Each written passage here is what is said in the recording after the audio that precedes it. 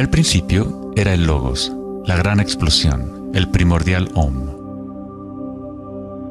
La teoría de la gran explosión dice que el universo físico surgió vertiginosamente de un punto singular inimaginablemente denso y caliente, llamado una singularidad, 1000 millones de veces más pequeño que la cabeza de un alfiler.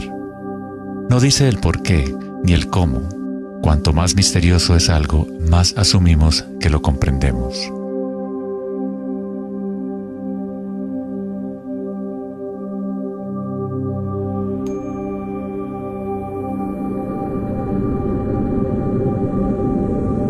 Antes se pensaba que la gravedad haría que se desacelerara eventualmente la expansión del universo, o que lo contraería en una gran implosión. Sin embargo, las imágenes del telescopio Hubble demuestran que la expansión del universo parece estar acelerándose, expandiéndose más y más desde su origen en la gran explosión. De alguna manera, hay más masa en el universo de la cual la física había predicho. Para justificar la masa perdida, los físicos dicen ahora que el universo está compuesto de solamente 4% de materia atómica, o lo que nosotros consideramos materia normal. 23% del universo es materia oscura y 73% es energía oscura, lo cual antes pensábamos que era espacio vacío. Es como un sistema nervioso invisible que recorre el universo conectando todas las cosas.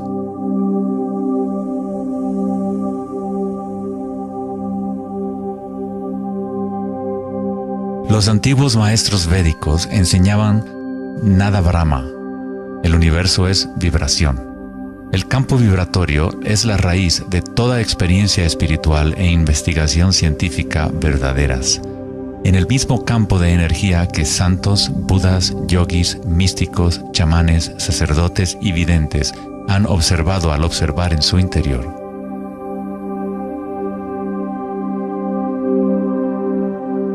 Se le ha denominado Akasha, el primordial Om, la red de joyas de Indra, la música de las esferas y miles de otros nombres a través de la historia.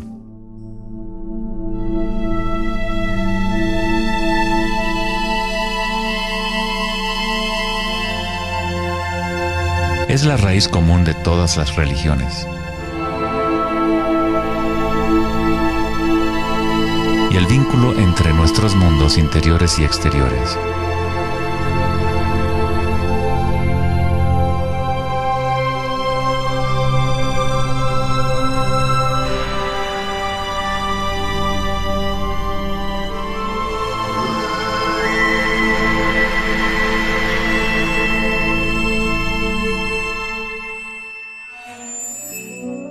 En el siglo III, el budismo Mahayana describió una cosmología no muy diferente a la física más avanzada de hoy en día. La red de joyas de Indra es una metáfora usada para describir una enseñanza védica mucho más antigua que ilustra la forma en que se teje la trama del universo. Indra, el rey de los dioses, dio a luz el sol y mueve los vientos y las aguas. Imagina una telaraña que se extiende en todas las dimensiones. Está formada por gotas de rocío y cada gota contiene el reflejo de todas las gotas de agua y en cada reflejo se advierte a la vez el reflejo de las gotas más minúsculas. Toda la telaraña continúa en esa misma representación, hasta el infinito.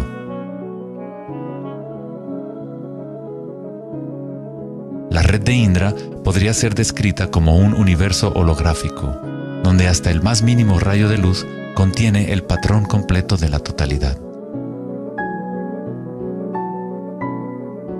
Se hace referencia a veces al científico serbio-americano Nikola Tesla como el hombre que inventó el siglo XX. Tesla fue el responsable del descubrimiento de la electricidad de corriente alterna y muchos otros inventos que ahora son parte de la vida cotidiana. Debido a su interés en las antiguas tradiciones védicas, Tesla se encontraba en una posición única para comprender la ciencia a través de un modelo tanto oriental como occidental. Como todos los grandes científicos, Tesla investigó profundamente los misterios del mundo exterior, pero también observó profundamente su interior. Al igual que los antiguos yogis, Tesla utilizó el término akasha para describir el sentido etéreo que se extiende a lo largo de todo. Tesla estudió con Swami Vivekananda, un yogi que trajo las enseñanzas antiguas de India al occidente. En las enseñanzas védicas, akasha es el espacio en sí, el espacio que los otros elementos llenan, que existe simultáneamente con la vibración. Son inseparables. Akasha es el yin del yang del prana.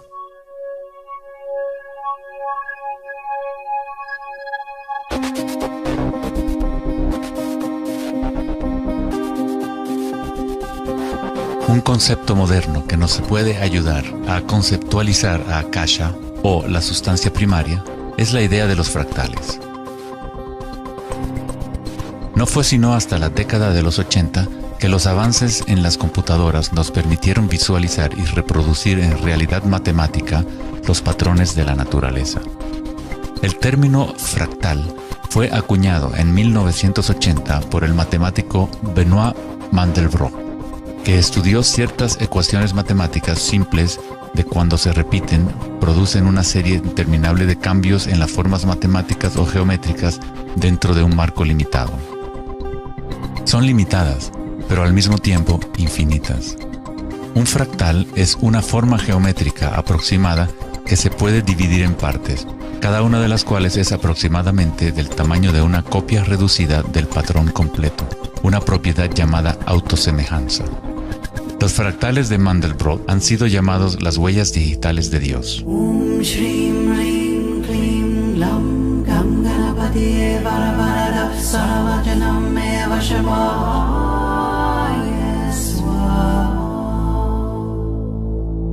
Estás viendo obras de arte creadas por la propia naturaleza.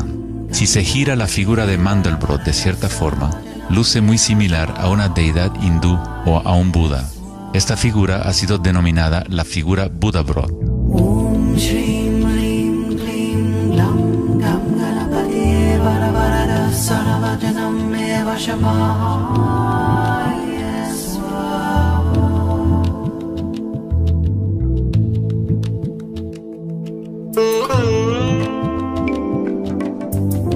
Si nos fijamos en algunas formas de arte y arquitectura antigua, veremos que los humanos hemos asociado la belleza y lo sagrado con patrones fractales desde hace ya mucho tiempo.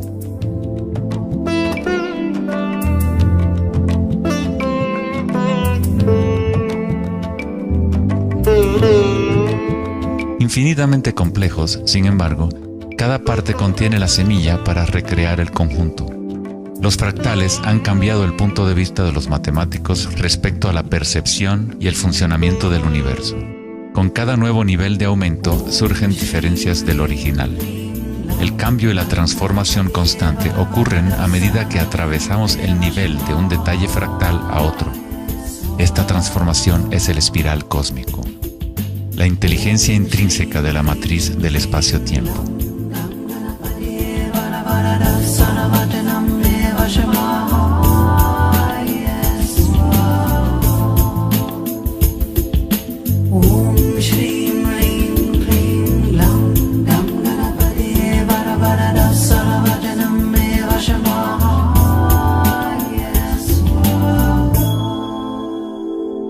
Los fractales son caóticos en su esencia, contienen ruido y orden. Cuando nuestras mentes reconocen o definen un patrón, nos enfocamos en él como si fuera una cosa. Tratamos de encontrar los patrones que consideramos bellos, pero a fin de sostenerlos en nuestras mentes, debemos apartar el resto del fractal.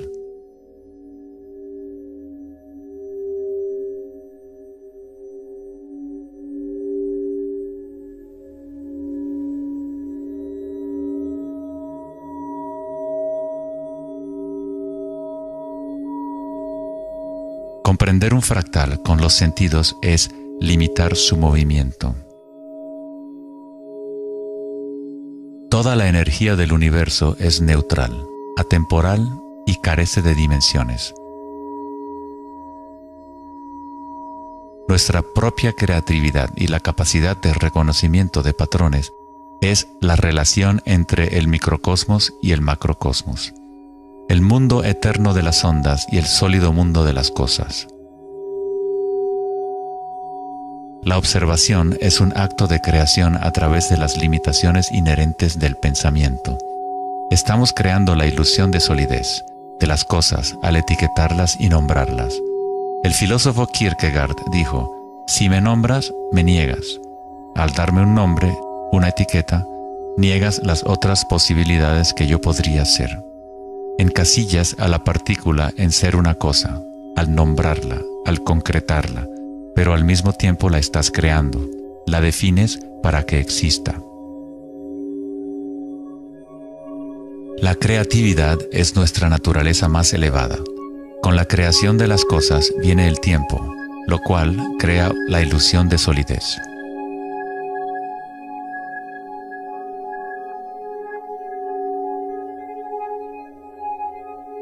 Einstein fue el primer científico en comprender que lo que nosotros consideramos espacio vacío no es la nada, posee propiedades y casi incalculables cantidades de energía son parte intrínseca de la naturaleza del espacio. El famoso físico Richard Feynman dijo en una ocasión: hay suficiente energía en un solo metro cúbico de espacio para hervir todos los océanos del mundo. Los meditadores avanzados saben que en el silencio se encuentra el mayor poder. Buda tenía otro término para la sustancia primaria. La llamaba kalapas. Las kalapas son como partículas u ondas minúsculas que están surgiendo y desapareciendo miles de millones de veces por segundo.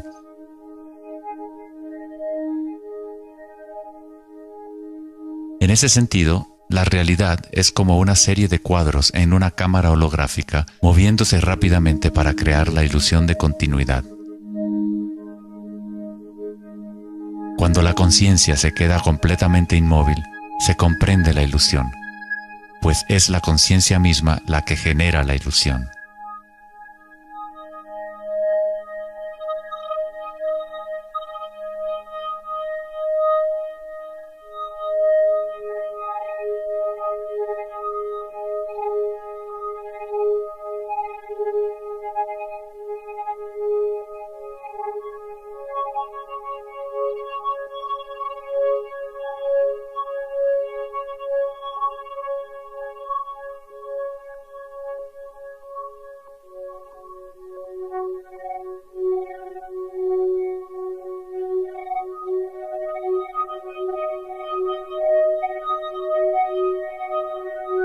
En las tradiciones antiguas orientales se sabía desde hace miles de años que todo es vibración.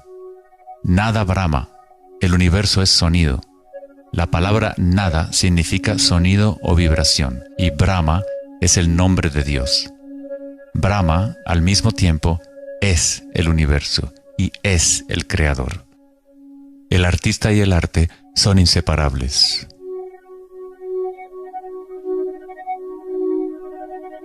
En los Upanishads, uno de los más antiguos registros de los seres humanos en la antigua India, se dice que Brahma, el creador, estaba sentado sobre una flor de loto, abrió los ojos y el mundo surgió.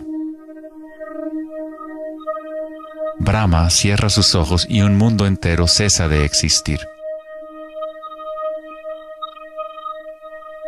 Algunos místicos, yogis y sabios han sostenido que hay un campo a nivel de la raíz de la conciencia, el campo akáshico o los registros akáshicos, donde toda la información, todas las experiencias pasadas, presentes y futuras existen ahora y siempre. Es este campo o matriz de la que surgen todas las cosas. Desde las partículas subatómicas, las galaxias, las estrellas, los planetas y toda la vida.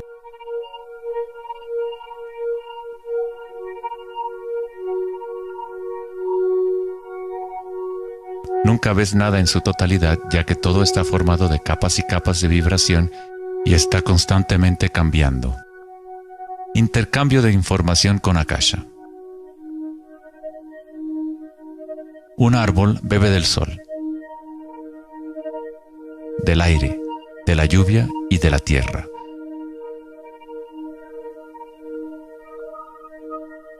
Un mundo de energía entra y sale de esta cosa llamada árbol.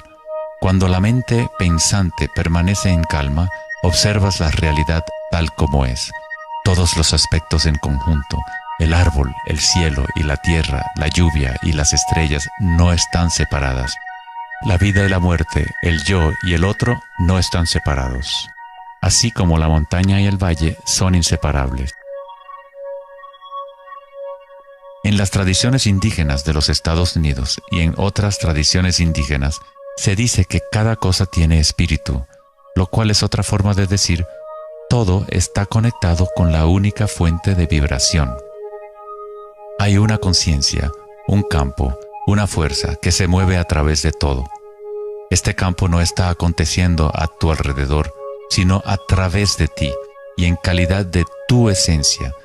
Tú eres la U en la palabra universo. Eres los ojos con los cuales la creación se observa a sí misma.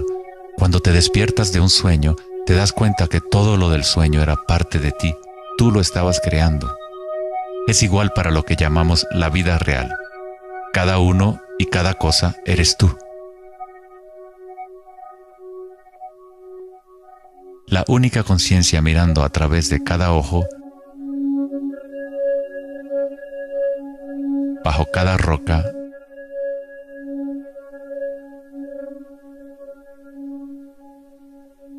dentro de cada partícula.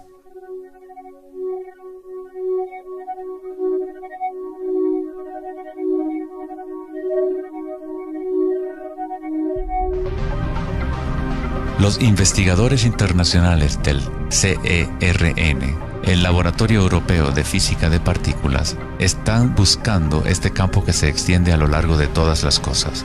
Pero en lugar de mirar hacia adentro, miran al mundo físico externo. Científicos del laboratorio CERN en Ginebra, Suiza, anunciaron que habían encontrado el bosón de Higgs, o la partícula de Dios. Los experimentos del bosón de Higgs demostraron científicamente que un campo de energía invisible llena el vacío del espacio. El gran colisionador de hadrones del CERN consiste en un anillo de 17 millas de circunferencia en la que dos haces de partículas corren en direcciones opuestas, convergiendo y estrellándose casi a la velocidad de la luz. Los científicos observan lo que surge de las violentas colisiones. El modelo estándar no puede explicar cómo las partículas obtienen su masa. Todo parece estar compuesto de vibraciones, pero no hay ninguna cosa que esté siendo vibrada. Es como si hubiera un bailarín invisible, una sombra, danzando oculta en el valle del universo. Los demás bailarines siempre han danzado alrededor de este bailarín oculto. Hemos observado la coreografía, pero hasta ahora no podíamos ver el bailarín.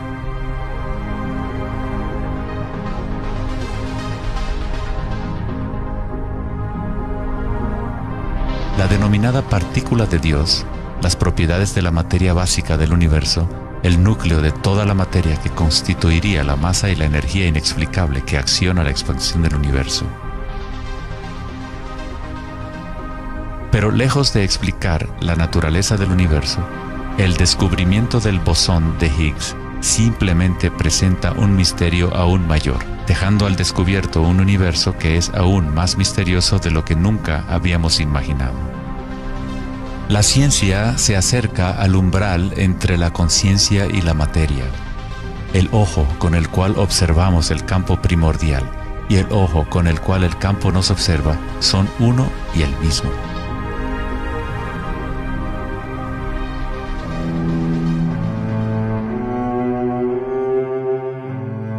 El célebre escritor alemán Wolfgang von Goethe dijo: "La onda es el fenómeno primordial que dio origen al mundo". La cimática es el estudio del sonido visible. La palabra cimática proviene de la raíz griega kuma, que significa onda o vibración.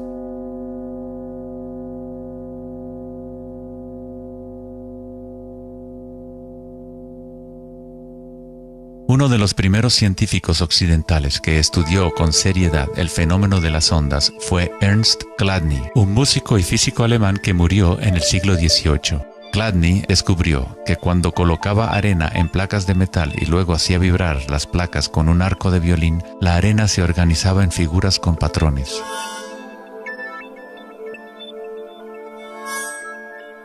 Diferentes formas geométricas aparecían dependiendo de la vibración producida. Chladni registró un catálogo completo de estas formas que se conocen como las figuras de Chladni. Muchos de estos patrones se pueden encontrar en todo el mundo de la naturaleza. Es el caso de las marcas distintivas de la tortuga o los patrones de manchas del leopardo.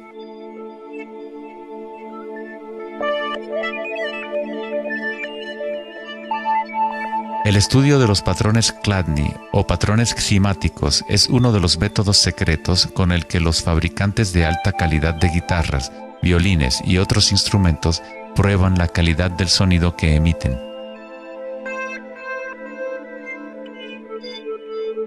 Hans Jenny expandió el trabajo de Chladni en los años 60 usando varios líquidos y amplificación electrónica para generar frecuencias de sonido, y así acuñó el término ximática. Si se envían ondas sinusoidales simples a través de un recipiente con agua, se pueden ver los patrones en el agua. Dependiendo de la frecuencia de la onda, aparecerán diferentes patrones de ondas. Cuanto más elevada sea la frecuencia, más complejo será el patrón. Estas formas son repetibles, no aleatorias. Cuanto más observas, más empiezas a ver cómo la vibración organiza la materia en formas complejas que comenzaron en simples ondas repetitivas. Esta vibración de agua tiene un patrón similar a un girasol.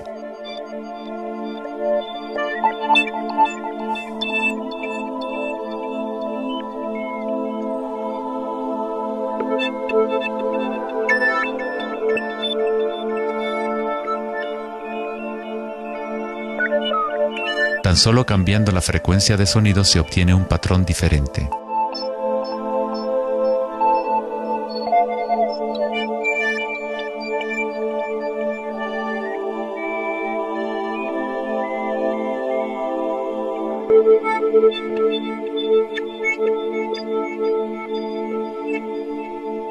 El agua es una sustancia muy misteriosa, es altamente impresionable.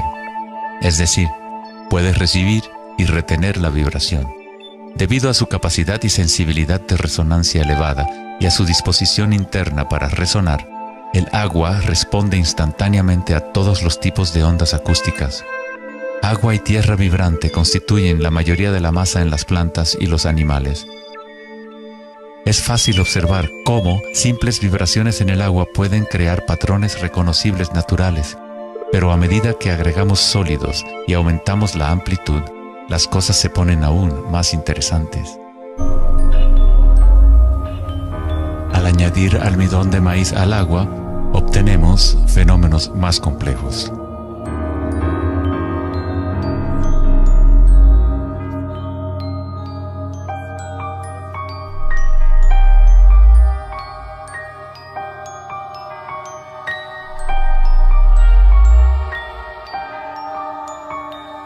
Tal vez, los principios de la vida en sí se pueden observar conforme las vibraciones mueven la burbuja de almidón de maíz en lo que parece ser un organismo en movimiento.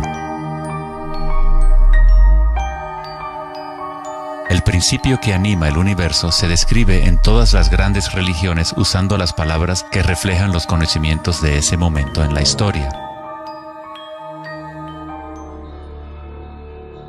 En el idioma de los incas, el imperio más grande de la América precolombina, la palabra para cuerpo humano es Alpacamasca, lo que significa literalmente tierra viviente.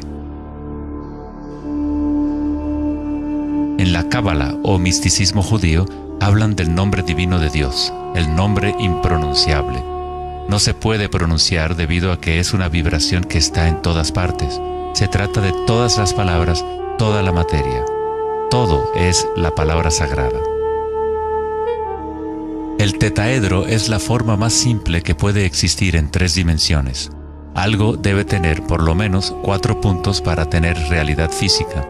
La estructura del triángulo es el único patrón de la naturaleza que se autoequilibra. En el Antiguo Testamento, la palabra tetragramaton se utilizaba a menudo para representar una cierta manifestación de Dios. Se usaba cuando se hablaba de la palabra de Dios o del nombre especial de Dios, logos o la palabra primordial. Las antiguas civilizaciones sabían que en la estructura de la raíz del universo estaba la figura tetraédrica. De esta forma, la naturaleza exhibe un impulso fundamental hacia el equilibrio, Shiva, pero a la vez exhibe un impulso fundamental hacia el cambio, Shakti.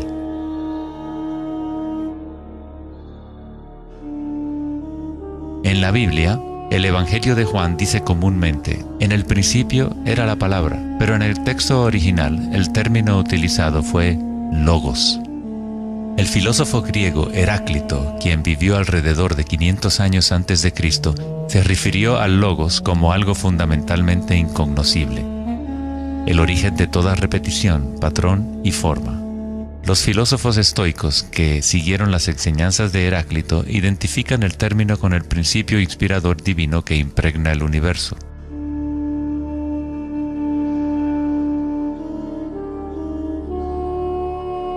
En el sufismo, el logos está en todas partes y en todas las cosas.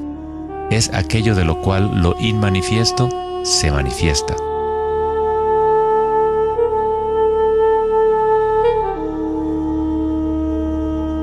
En la tradición hindú, Shiva Nataraja significa literalmente Señor de la danza. El cosmos entero danza al tambor de Shiva. Todo está imbuido o impregnado con la pulsación. El mundo puede seguir evolucionando y cambiando solo mientras Shiva siga danzando. De otra forma, colapsa de regreso a la nada. Mientras que Shiva representa nuestra conciencia de espectadores, Shakti es la sustancia o la materia del mundo. Mientras que Shiva yace en meditación, Shakti trata de incitarlo a la danza. Como el yin y el yang, el bailarín y el baile existen como uno.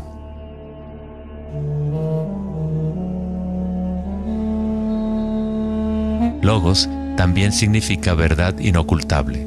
Aquel que conoce el logos, conoce la verdad. Existen muchas capas de encubrimiento en el mundo humano como consecuencia de los múltiples giros de Akasha hasta convertirse en estructuras complejas que ocultan la fuente de sí misma. Como un juego divino de las escondidas, nos hemos ocultado desde hace miles de años y eventualmente nos hemos olvidado por completo del juego. De alguna forma, nos olvidamos que había algo que encontrar. En el budismo se enseña a través de la meditación a percibir directamente el logos, el campo del cambio o impermanencia en nuestro interior. Cuando observas tu mundo interior, observas las sensaciones y energías más sutiles conforme la mente se concentra y se enfoca. A través de la comprensión directa de anicca o impermanencia a nivel de la raíz de la sensación, uno se libera del apego a las formas externas transitorias.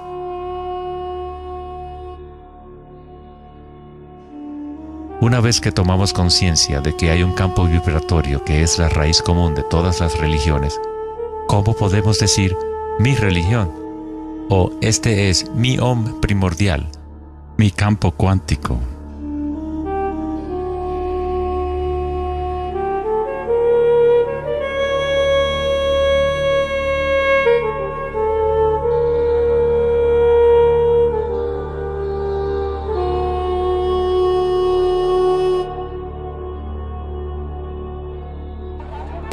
La verdadera crisis en nuestro mundo no es de carácter social, político o económico. Nuestra crisis es una crisis de conciencia, la incapacidad de experimentar directamente nuestra verdadera naturaleza. La incapacidad de reconocer esto en todo el mundo y en todas las cosas.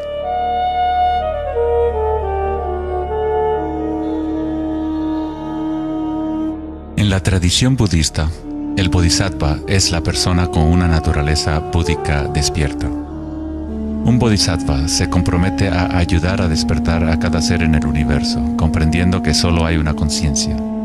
Para despertar el verdadero ser, uno debe despertar a todos los seres.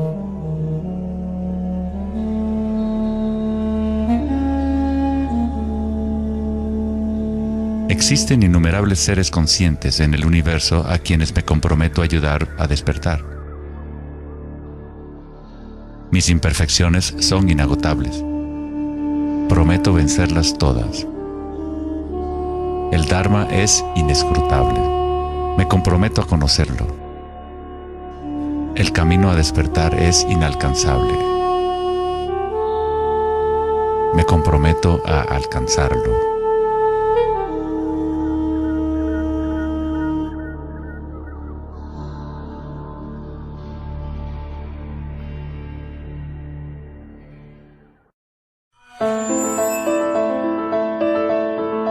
El filósofo Platón, partidario de Pitágoras, insinuaba enigmáticamente que había una llave de oro que unificaba todos los misterios del universo. Esta es la llave de oro a la que regresaremos una y otra vez a lo largo de nuestra exploración.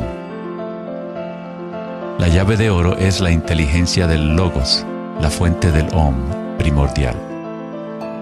Se podría decir que es la mente de Dios. Con nuestros limitados sentidos, estamos observando solo la manifestación externa de la mecánica oculta de la autosemejanza. La fuente de esta simetría divina es el misterio más grande de nuestra existencia. Muchos de los pensadores monumentales de la historia, como Pitágoras, Kepler, Leonardo da Vinci, Tesla y Einstein, han llegado al umbral del misterio.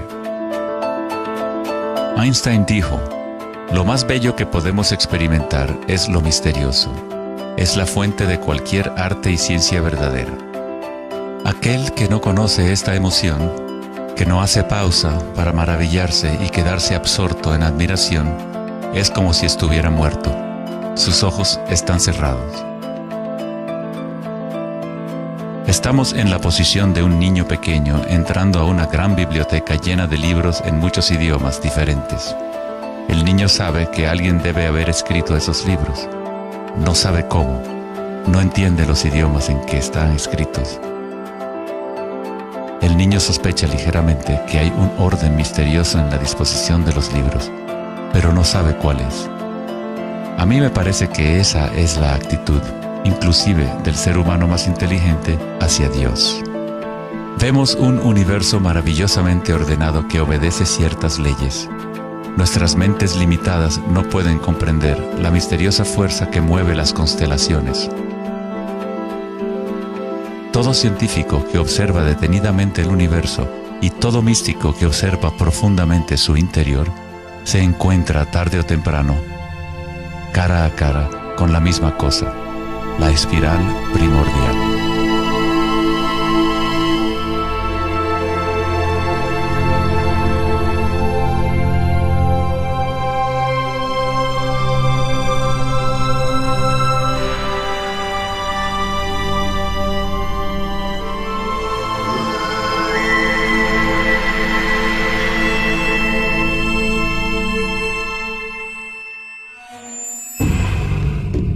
Mil años antes de la creación del antiguo observatorio de Stonehenge, la espiral era un símbolo predominante en la Tierra. Las espirales antiguas se pueden encontrar por todas partes del mundo. Miles de espirales antiguas como estas se pueden encontrar en toda Europa, Nuevo México y Utah en Estados Unidos, Australia, China y Rusia, en virtualmente todas las culturas indígenas de la Tierra. Las espirales antiguas simbolizan el crecimiento, la expansión y la energía cósmica encarnada en el Sol y en el cielo. La forma espiral refleja el macrocosmos del universo mismo revelándose. En las tradiciones indígenas, la espiral es la fuente energética, la madre primordial. Las espirales neolíticas de Newgrange, Irlanda, se remontan a 5000 años.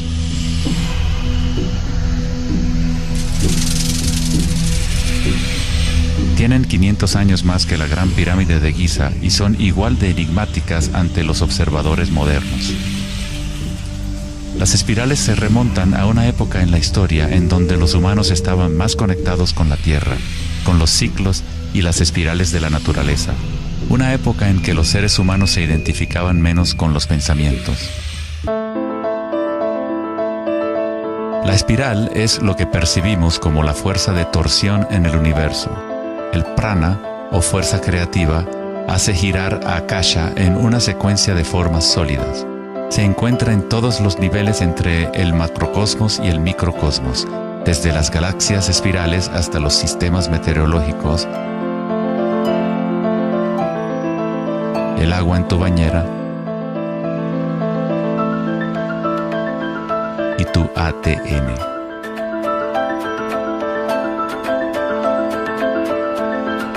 En la experiencia directa de tu propia energía, la espiral primordial no es una idea, sino más bien lo que hace posible toda condición e idea.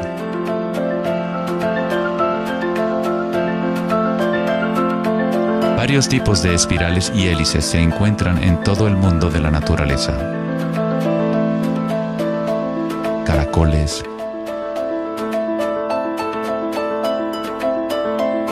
corales marinos,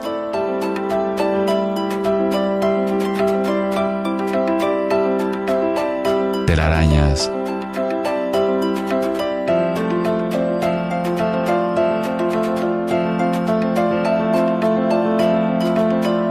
fósiles.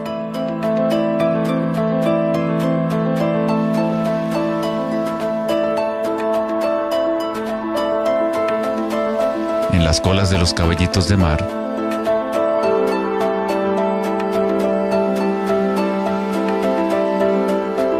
y en las conchas.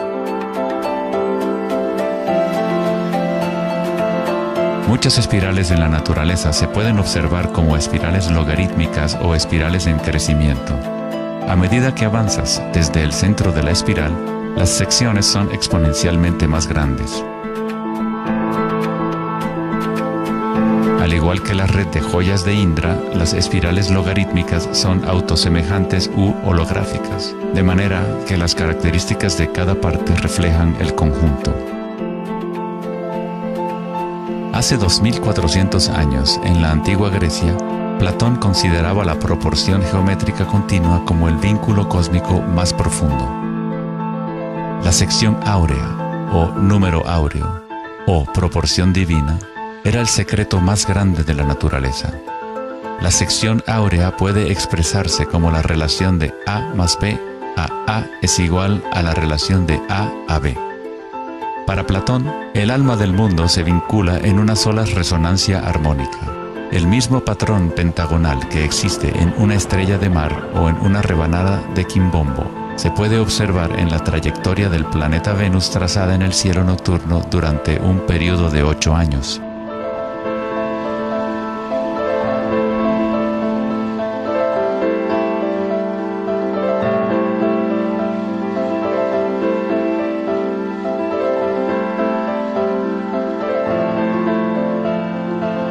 Se observa en el mundo inteligible de las formas en el cielo y en el mundo visible de los objetos materiales en la tierra, a través de este principio de la autosemejanza geométrica.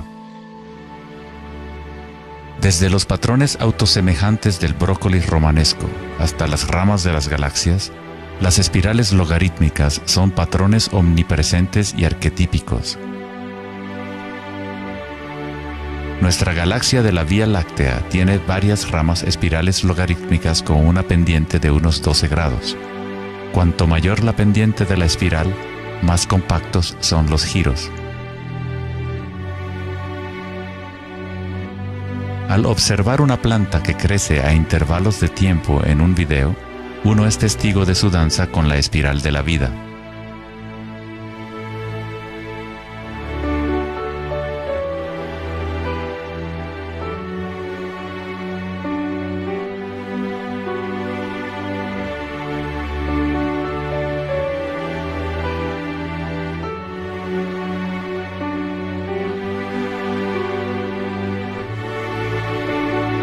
Una espiral dorada es una espiral logarítmica que crece hacia afuera, siguiendo el factor de la sección áurea. La sección áurea es una relación matemática especial que aparece una y otra vez en la naturaleza. El patrón que se observa a continuación se denomina la serie de Fibonacci o la secuencia de Fibonacci. La serie de Fibonacci se desarrolla de tal manera que cada número es la suma de los dos números anteriores.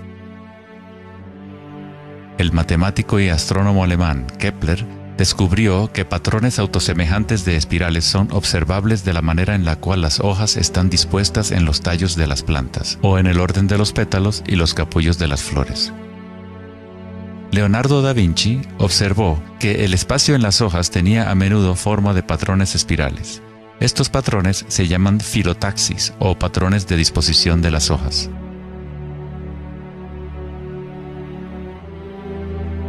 La disposición filotaxis se puede observar en los nucleótidos independientes del ADN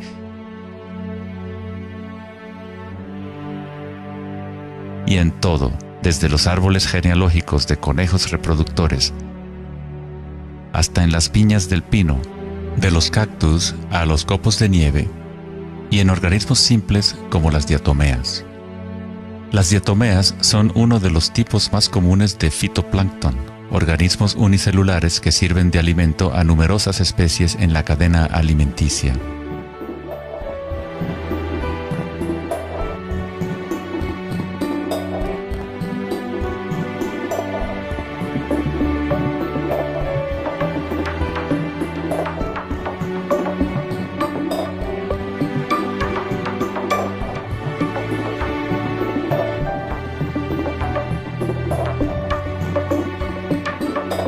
¿Cuánta matemática debes saber para ser un girasol o una abeja? La naturaleza no consulta al departamento de física para producir un brócoli. La estructura en la naturaleza ocurre automáticamente. Los científicos en el campo de la nanotecnología utilizan el término autoensamblaje para describir la forma en la cual se forman los complejos, como en la fase inicial de la formación hexagonal de ADN. En la ingeniería de la nanotecnología, los nanotubos de carbono se componen de una disposición similar de materiales. La naturaleza hace este tipo de geometría una y otra vez sin esfuerzo, automáticamente, sin una calculadora. La naturaleza es precisa y extremadamente eficiente. Según el famoso arquitecto y autor Buckminster Fuller, estos patrones son una función del espacio-tiempo. El ADN y el panal de abejas tienen esa forma por la misma razón que una burbuja es redonda. Es la forma más eficiente que requiere la menor cantidad de energía. El espacio en sí tiene una forma y permite solo ciertas configuraciones de la materia, siempre volviendo a lo más eficiente. Estos patrones son la forma más fuerte y eficiente de construir estructuras arquitectónicas como las cúpulas geodésicas.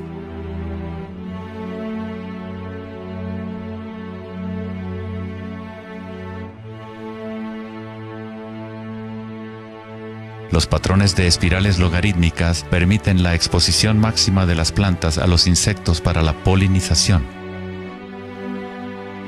La máxima exposición a la luz solar y la lluvia que les permite llevar el agua de manera eficiente y en espiral hacia sus raíces. Las aves rapaces utilizan el patrón de espiral logarítmica para acechar a su próxima presa. Volar en espiral es la forma más eficiente de cazar.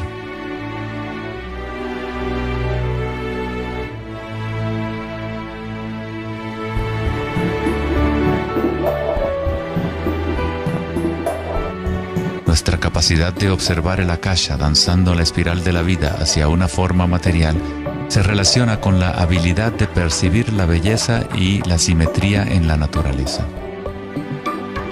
El poeta William Blake dijo: "El universo vegetativo se abre como una flor desde el centro de la tierra en donde mora la eternidad.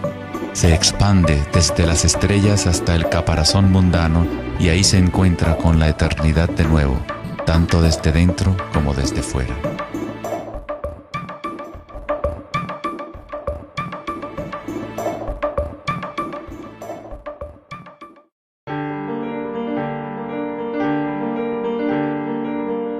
estudio de los patrones en la naturaleza no es algo familiar en el mundo occidental, pero en la antigua China, esta ciencia es conocida como Li. El Li refleja el orden dinámico y el patrón en la naturaleza. Pero no es considerado algo estático, congelado o inmutable como un mosaico. Es un patrón dinámico que se materializa en todos los seres vivos.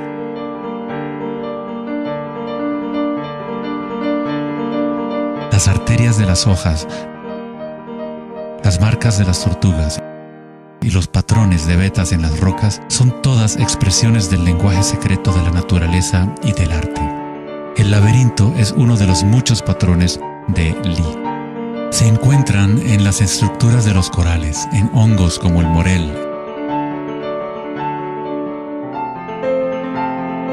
en coles y en el cerebro humano. El patrón celular es otro patrón común en la naturaleza.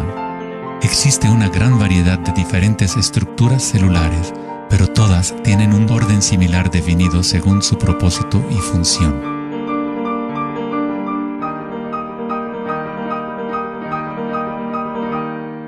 Es fácil quedarse fascinado ante el juego constante de formas, pero lo más interesante es que ciertas formas arquetípicas parecen estar entretejidas en la trama de la naturaleza.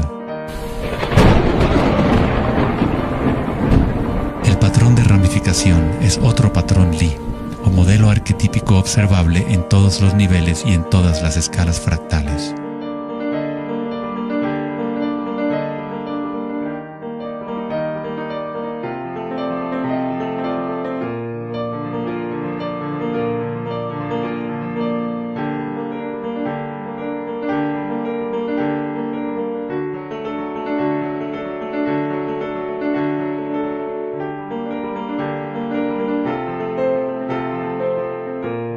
Tomemos, por ejemplo, esta imagen increíble de una simulación de computadora conocida como la simulación del milenio, que muestra la distribución de la materia oscura en el universo local. Fue creada por Max Planck Society en Alemania. La materia oscura es lo que antes considerábamos espacio vacío. Es como un sistema nervioso invisible que recorre todo el universo.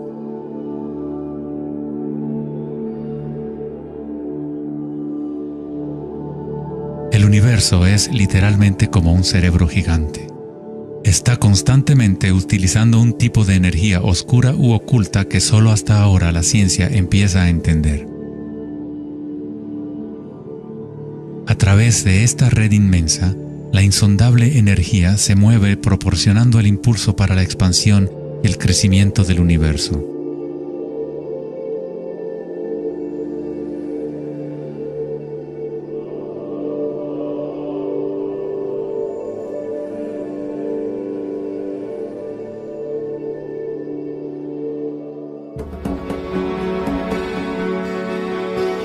La naturaleza crea patrones de ramificación automáticamente cuando creamos las condiciones adecuadas.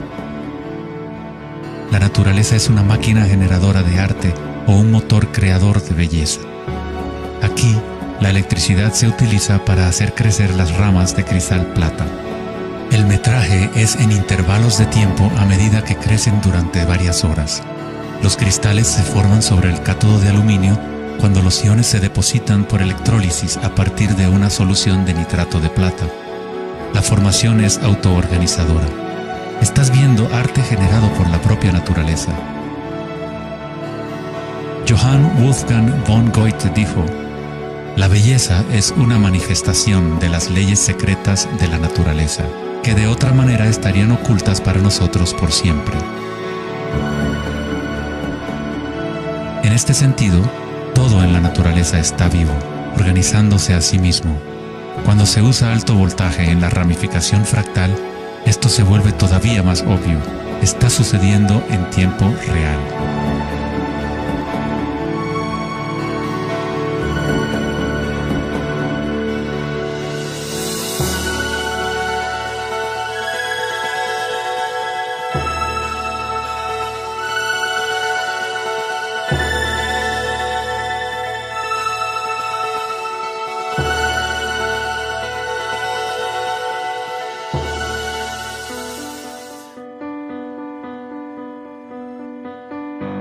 En el cuerpo humano se encuentran patrones y estructuras ramificadas por todas partes. Son, por supuesto, el sistema nervioso de la medicina occidental. Pero en la medicina china, ayurvédica y tibetana, los meridianos de energía son un componente esencial para entender cómo funciona el cuerpo.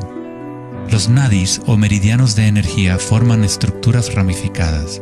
Una autopsia no revelará los chakras o nadis, pero eso no quiere decir que no existen.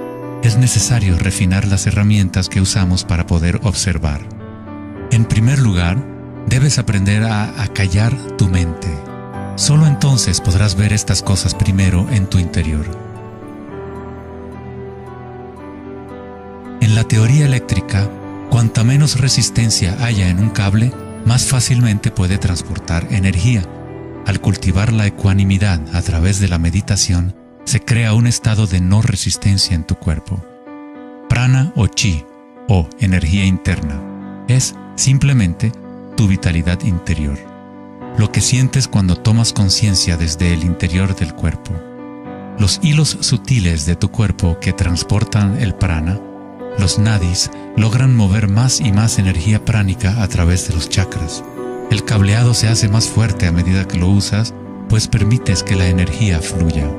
Donde quiera que haya conciencia, el chi o energía comenzará a fluir y prosperarán las conexiones físicas.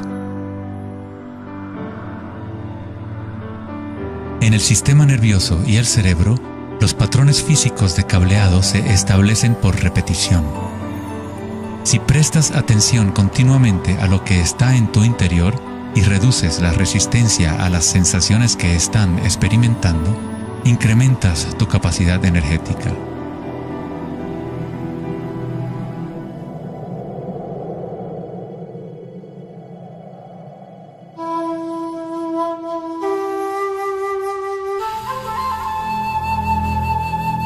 En el taoísmo, el símbolo del yin y el yang representa la interpenetración de las fuerzas en espiral de la naturaleza. El yin y el yang no son dos y no es uno. El antiguo concepto del ara está representado por un yin y yang o remolino en espiral. Es el centro de energía localizado en el abdomen, debajo del ombligo. Ara significa literalmente mar u océano de energía. En China, el ara es llamado el Dantien inferior. En muchas formas de artes marciales asiáticas, se dice que el guerrero con ara fuerte es imparable. En la tradición samurái, una forma de suicidio ritual o seppuku era el harakiri. Esto significa traspasar tu propio ara, desconectando el chi o canal de energía. Moverse desde este centro crea el movimiento enraizado y lleno de gracia que se ve no solo en las artes marciales,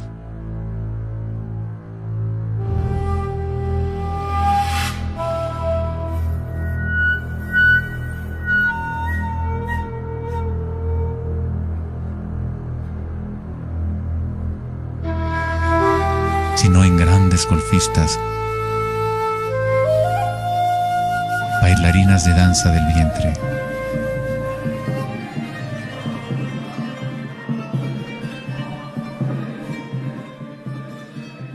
Y derviches giradores sufíes.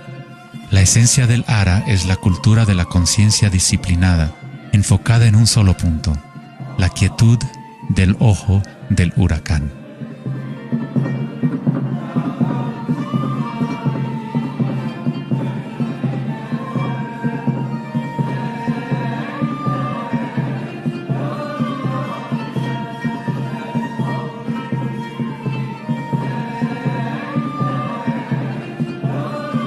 Es el instinto de nuestras entrañas con relación a nuestra propia fuente de energía.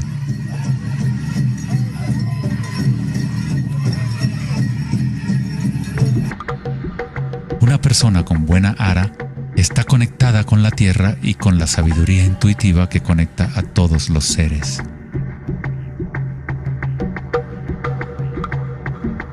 Pensar con tu vientre, el ara de Kengasai, es conectarte con tu sabiduría interior.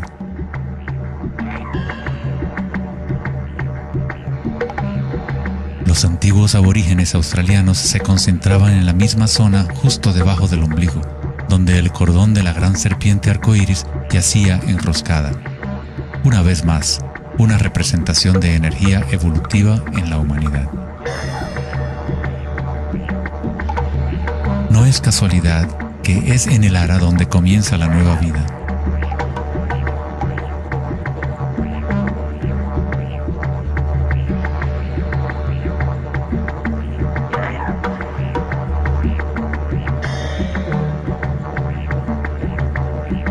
El sistema nervioso entérico, a veces llamado cerebro intestinal, es capaz de mantener una matriz compleja de conexiones similares a las del cerebro en la cabeza, con sus propias neuronas y neurotransmisores.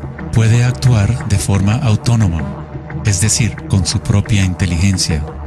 Se podría decir que el cerebro intestinal es una versión fractal del cerebro de la cabeza, o tal vez el cerebro de la cabeza es una versión fractal del cerebro intestinal. Un oso sano tiene un ara fuerte. Cuando un oso sabe dónde hurgar para encontrar hierbas, sigue el movimiento del chi a través de sus sentidos, centrando en el ara o vientre. Esta es la conexión del oso con la cabaña de los sueños, el lugar en las tradiciones indígenas de donde proviene todo el conocimiento y regresa hacia la espiral de la vida. Pero, ¿cómo conocían los antiguos pueblos la espiral, si la ciencia moderna está apenas empezando ahora a reconocer su importancia? Pregúntale a las abejas. Ellas no se han olvidado de amar. Las abejas tienen una conexión especial con la fuente como parte de un sistema simbiótico que ayuda a la belleza y a la diversidad a florecer. Son un puente entre el macrocosmos y el microcosmos. Hay un corazón que nos conecta a todos, como una mente colectiva, por llamarla así. Al igual que un cerebro abierto, la colmena envía sus sueños al mundo para manifestarse.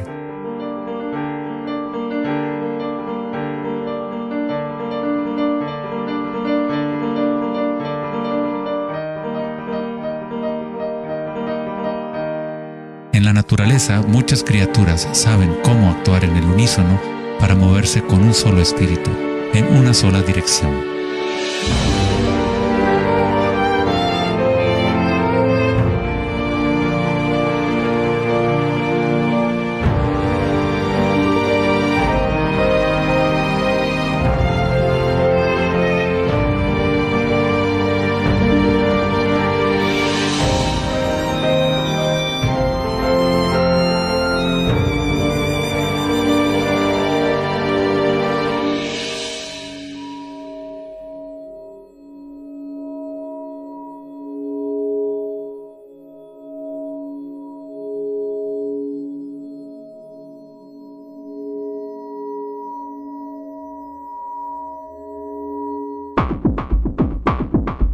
Pero no todos se benefician de las otras especies a su alrededor. Por ejemplo, la cigarra devora todo en su camino. Una cigarra no tiene ninguna otra opción que actuar como cigarra. Nunca va a producir miel ni a polinizar plantas como una abeja. El comportamiento de una cigarra es rígido, pero un ser humano es único en el sentido de que podemos actuar como una abeja o como una cigarra. Tenemos la libertad de cambiar y manipular los patrones de la forma en que interactuamos con el mundo. Podemos existir en simbiosis o como parásitos.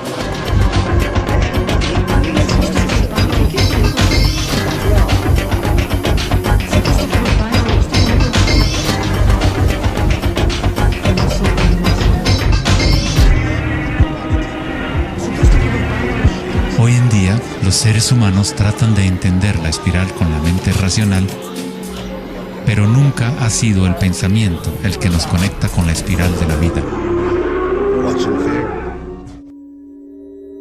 Siempre hemos estado conectados.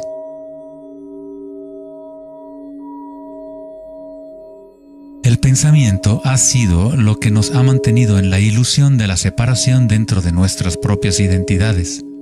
El pensamiento es la creación de la separación, la experiencia de limitación.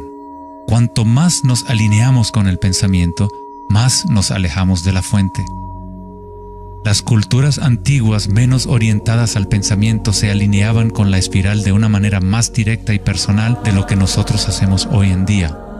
En la antigua India, el Kundalini es una representación de la propia energía interior que se mueve a lo largo de la columna vertebral en un patrón en forma de serpiente o hélice. En las antiguas tradiciones yogis de la India, los mundos interiores de las personas de la época se comparaban con las culturas que se centraban en el ara. Equilibrar el poder de la espiral con la quietud propia de la observación de tu conciencia es alinearte con tu pleno potencial evolutivo, para florecer como el ser original y multifacético que fuiste concebido.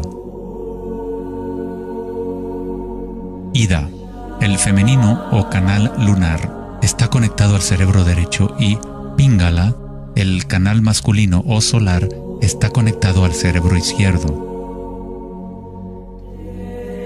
Cuando estos dos canales están en equilibrio, la energía fluye hasta un tercer canal, Sushumna, en el centro de la columna vertebral, energizando los chakras y desbloqueando nuestro pleno potencial evolutivo.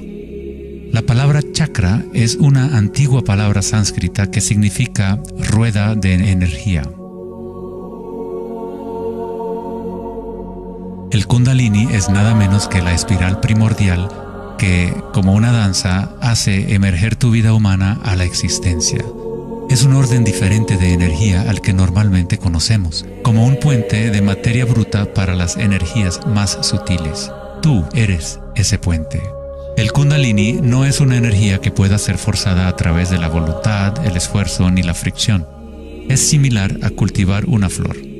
Todo lo que podemos hacer como buenos jardineros es preparar la tierra y las condiciones adecuadas y luego dejar que la naturaleza siga su curso. Si obligas a una flor a florecer prematuramente, la destruyes. La flor crece con su propia inteligencia, con su propia guía de organización. La mentalidad egoica que se obsesiona con el mundo exterior es lo que te impide experimentar tu verdadera naturaleza vibratoria.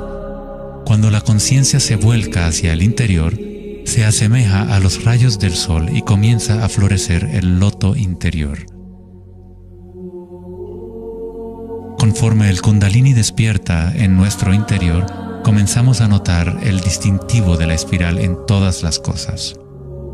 En todos los patrones internos y externos, esta espiral es el vínculo entre nuestros mundos interiores y exteriores.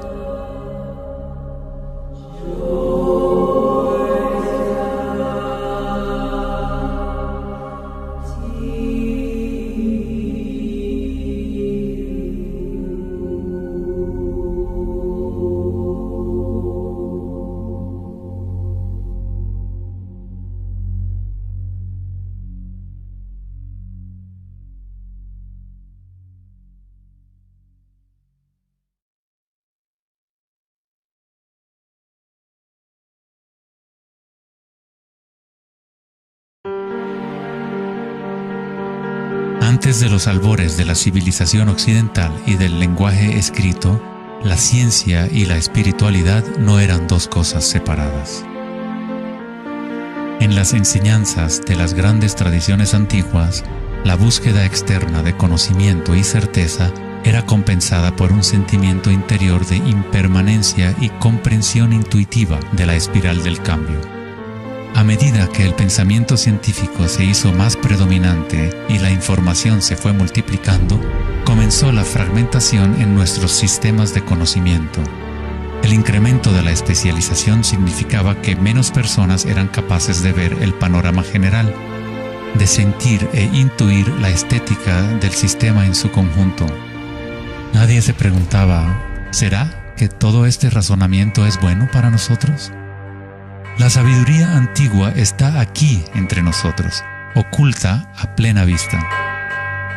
Pero estamos demasiado preocupados con nuestros pensamientos como para reconocerla. Esta sabiduría olvidada es la manera de restablecer el equilibrio entre lo interno y lo externo, el yin y el yang, entre la espiral del cambio y la quietud de nuestro centro.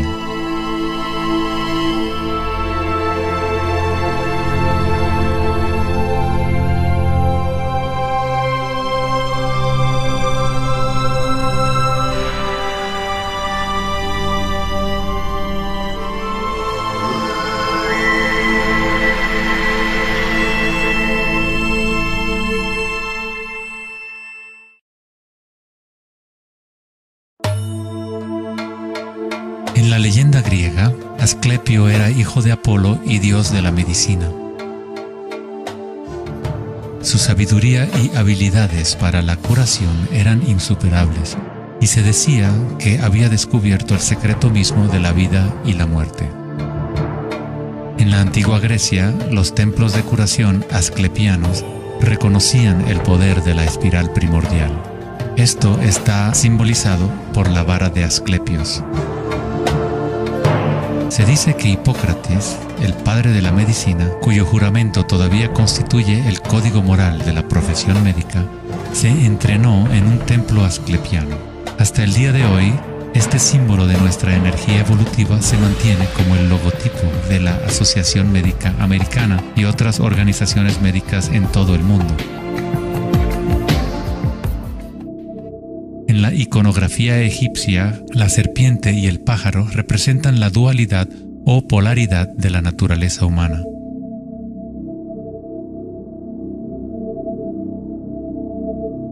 La serpiente en dirección descendiente es la espiral manifestada y la energía evolutiva del mundo.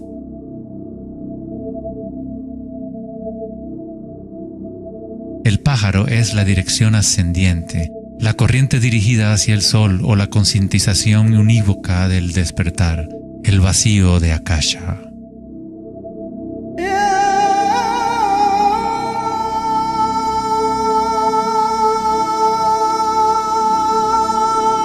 Faraones y dioses son representados con su energía despierta, en donde la serpiente Kundalini asciende por la columna vertebral y traspasa el chakra ajna entre los ojos. Esto se denomina el ojo de Horus. En la tradición hindú, el bindi también representa el tercer ojo, la conexión divina con el espíritu.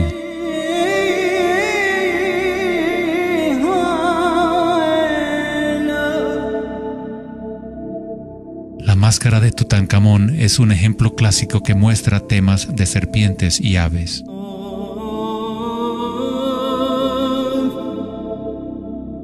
Las tradiciones mayas y aztecas combinan a la serpiente y al pájaro en un solo dios, Quetzalcóatl o Kukulcán. El dios de la serpiente alada representa la conciencia evolutiva despierta o el Kundalini despierto. La persona que despierta a Quetzalcóatl en su interior es una manifestación viviente de lo divino. Se dice que Quetzalcóatl o la energía de la serpiente regresará al final de los tiempos.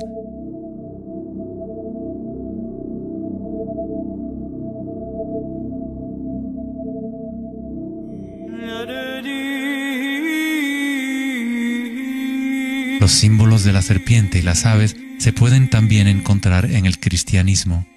Su significado real podría estar codificado de una manera más profunda, pero el significado es el mismo que en otras tradiciones antiguas. En el cristianismo, el pájaro o paloma que se ve a menudo sobre la cabeza de Cristo representa al Espíritu Santo o Kundalini Shakti a medida que asciende al sexto chakra y más allá. Los místicos cristianos llaman al Kundalini por otro nombre, Espíritu Santo. En Juan 3:14 dice: así como Moisés levantó la serpiente en el desierto, así también es necesario que el Hijo del Hombre sea levantado. Jesús y Moisés despertaron su energía Kundalini, trayendo el despertar de la conciencia a las fuerzas inconscientes reptilianas que rigen los deseos del ser humano. Se dice que Jesús pasó 40 días y 40 noches en el desierto, durante los cuales fue tentado por Satanás. De igual forma, Buda fue tentado por Mara cuando estaba sentado en busca de la iluminación bajo el árbol Bodhi o árbol de la sabiduría. Tanto Cristo como Buda tuvieron que alejarse de la tentación de los placeres sensoriales y mundanos.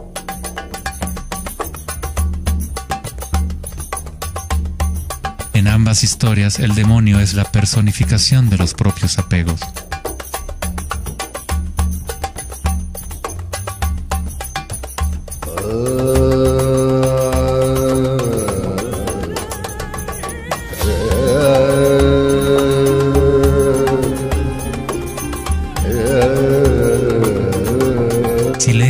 historia de Adán y Eva a través de la luz de las tradiciones védicas y egipcias, descubrimos que la serpiente que vigila el árbol de la vida es el Kundalini.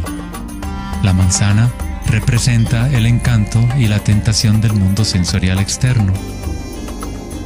Distrayéndonos del conocimiento del mundo interior, del árbol del conocimiento interior,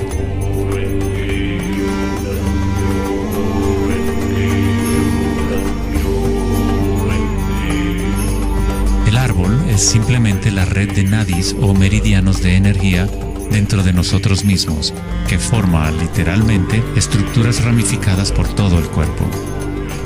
En nuestra búsqueda egoica de gratificación externa, nos hemos separado del conocimiento del mundo interior, de nuestra conexión a Akasha y a la fuente de la sabiduría.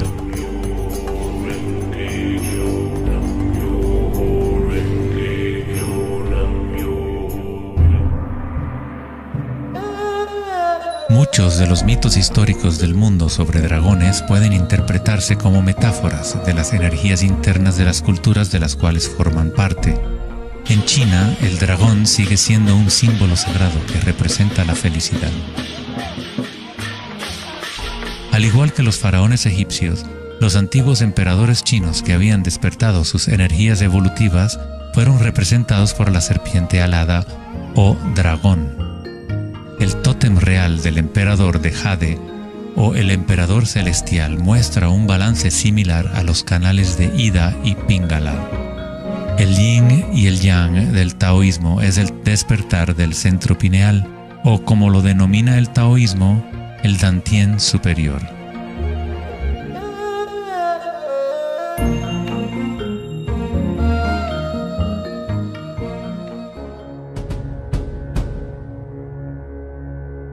La naturaleza está llena de distintas formas de detectar y asimilar la luz.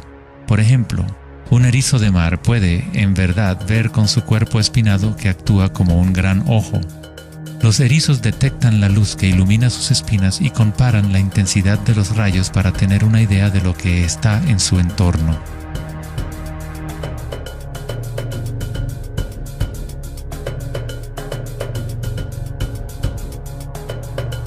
Las iguanas verdes y otros reptiles tienen un ojo parietal o glándula pineal en la parte superior de la cabeza que utilizan para detectar depredadores desde arriba.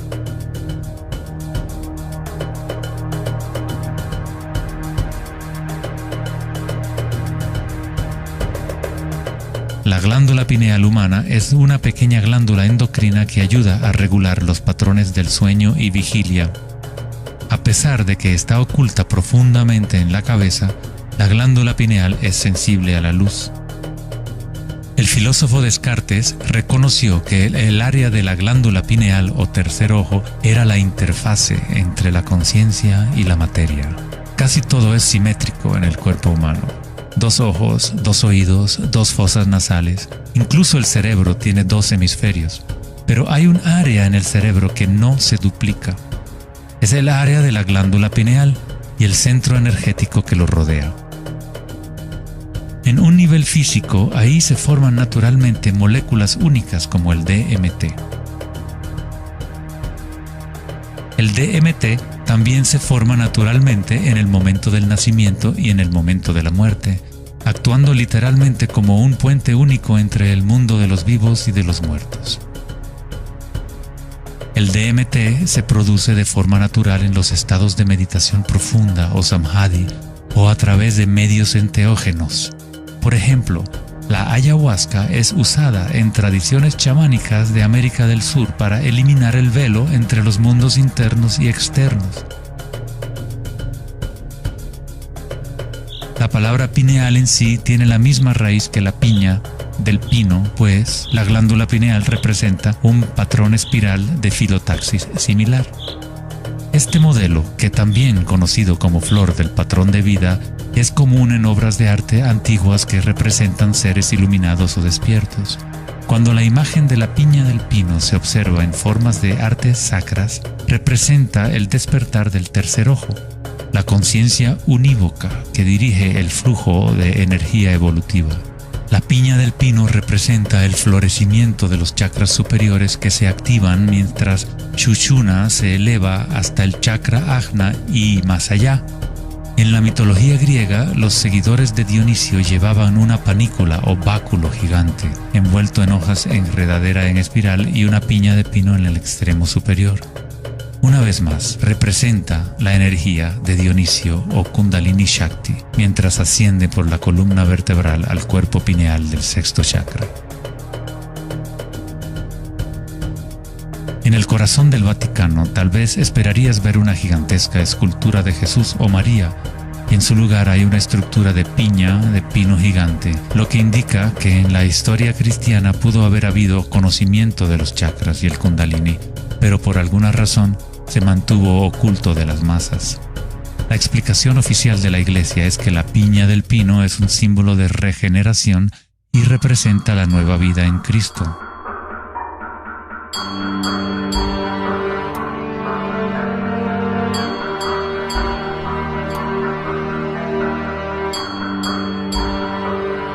El filósofo y místico del siglo XIII, Meister Eckhart, dijo: "El ojo con el que veo a Dios y el ojo con el que Dios me ve es el mismo".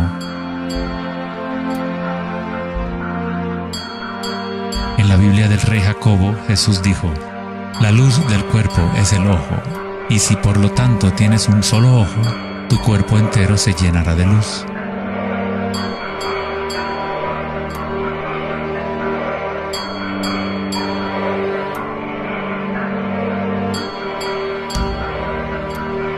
Buda dijo: "El cuerpo es el ojo". En estado de samadhi, uno es a la vez el observador y el observado. Somos el universo consciente de sí mismo.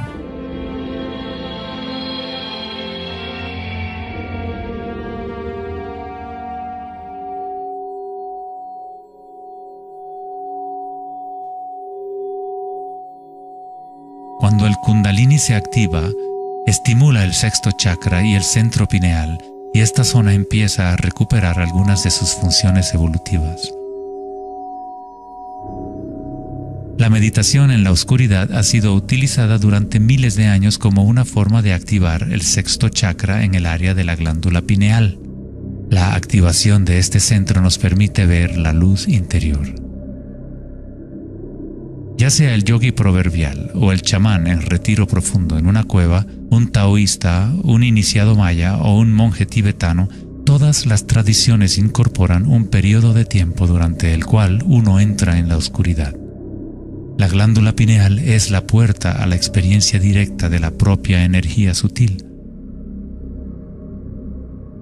El filósofo Nietzsche dijo: "Si miras fijamente al abismo durante el tiempo suficiente, eventualmente descubrirás que el abismo te mira fijamente de regreso". Los dólmenes o las antiguas tumbas en formas de pórtico se encuentran entre las estructuras más antiguas que quedan en la Tierra.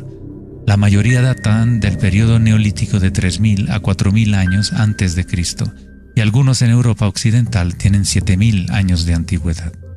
El dolmen se utilizaba para entrar en meditación perpetua como una forma para los humanos de formar un puente entre el mundo exterior e interior. A medida que uno continúa meditando en la oscuridad total, eventualmente empieza a observar la energía interna o luz al activarse el tercer ojo. Los ritmos circadianos que se rigen por el sol y los canales de la luna dejan de controlar las funciones del cuerpo y se establece un nuevo ritmo.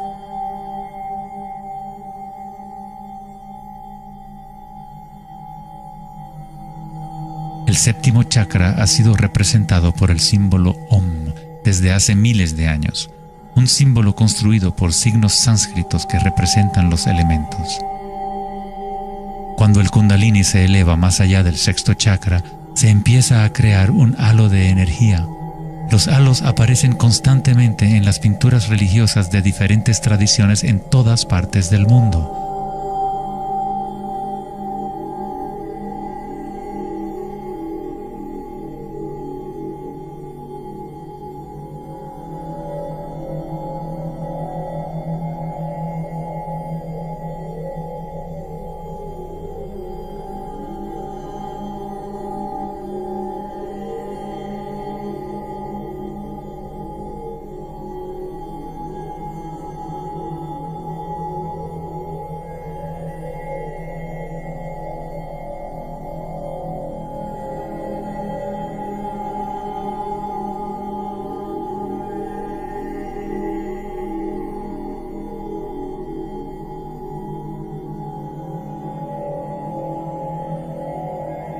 El halo, o la imagen de un distintivo energético alrededor de un ser despierto, es común en virtualmente todas las religiones, en todas partes del mundo. El proceso evolutivo de despertar los chakras no es propiedad de un grupo o de una religión, es el derecho inalienable de todo ser humano en el planeta.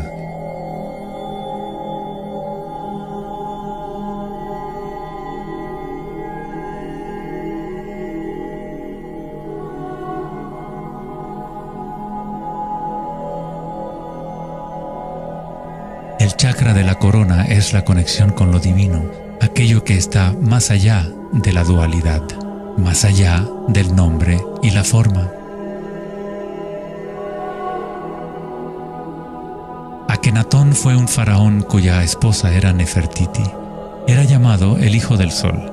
Él descubrió Atón, o la palabra de Dios en su interior, uniendo el Kundalini y la conciencia.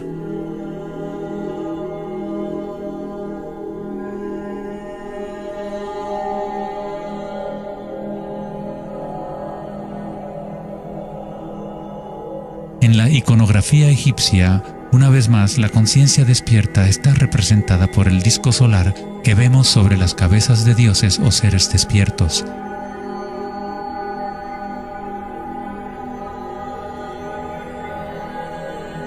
En las tradiciones hindú y yógica, se denomina Sahasrara a ese halo, el loto de 1000 pétalos.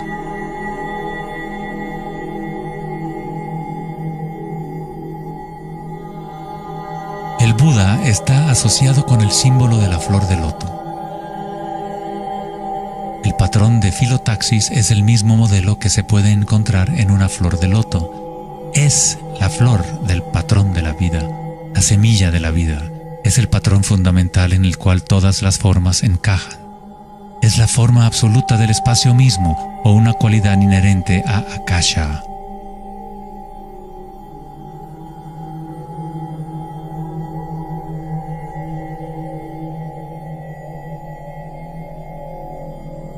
En un momento de la historia, el símbolo de la flor de la vida predominaba por toda la tierra. La flor de la vida se encuentra custodiada por leones en lugares más sagrados de China y otras partes de Asia.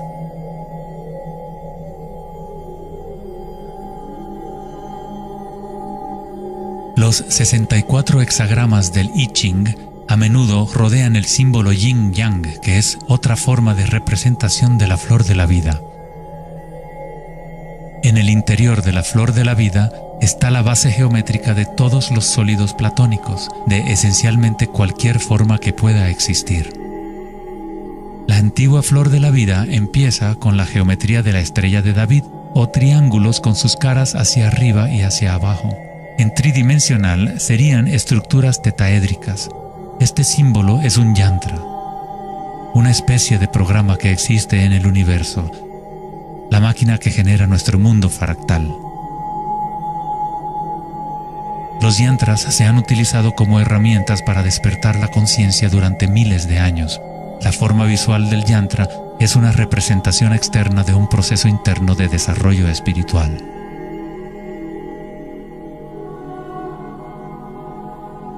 Es la música oculta del universo hecha visible, compuesto por la intersección de formas geométricas y patrones de interferencia.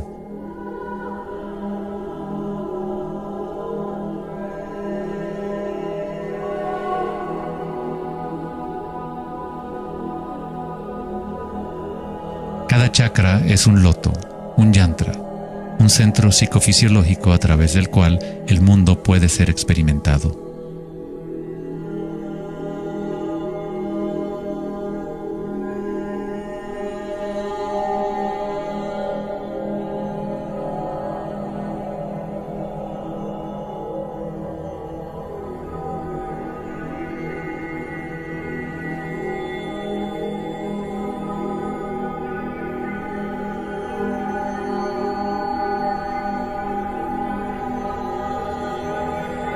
Un yantra tradicional, tal como se puede encontrar en la tradición tibetana, posee valiosas capas de significado, a veces incorporando una cosmología y visión del mundo por completo. El yantra es un patrón en constante evolución que trabaja a través del poder de la repetición o iteración de un ciclo. El poder del yantra está casi perdido en el mundo de hoy, ya que buscamos significado solo en la forma externa y no lo conectamos a nuestras energías internas a través de la intención.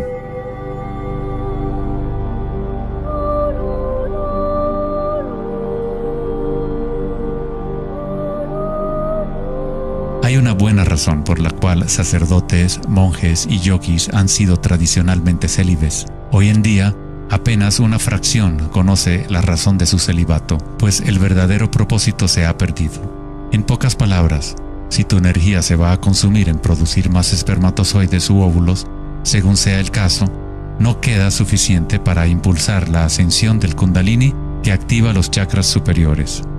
El Kundalini es energía vital, la cual es también energía sexual. Cuando la conciencia se enfoca menos en deseos animales y se coloca en los objetos que reflejan los chakras superiores, esta energía fluye de regreso a la médula espinal ascendiendo hacia esos chakras. Muchas de las prácticas tántricas enseñan a dominar la energía sexual con el fin de poder utilizarla para una mayor evolución espiritual.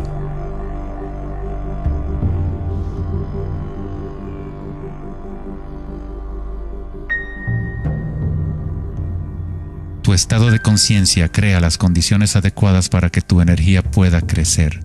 Entrar en un estado de conciencia no requiere de tiempo.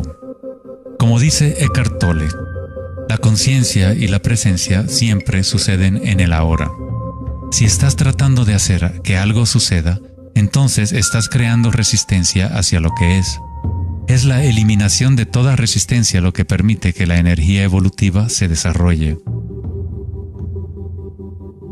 En la tradición yógica antigua, las posturas de yoga se han utilizado para preparar el cuerpo para la meditación. El Hatha Yoga nunca fue enseñado como un régimen de ejercicio, sino como una forma de conectar nuestro mundo interior y exterior. La palabra sánscrita Hatha proviene de las raíces Sol A y Luna Ta. En el Yoga Sutra original de Patanjali, el propósito de las 8 ramas del yoga es igual al noble sendero de 8 facetas del Buda, para la liberación del sufrimiento. Cuando las polaridades del mundo dual están en equilibrio, surge un tercer elemento. Nos encontramos con la misteriosa llave dorada que abre las fuerzas evolutivas de la naturaleza. Esta síntesis de los canales del Sol y la Luna es nuestra energía evolutiva.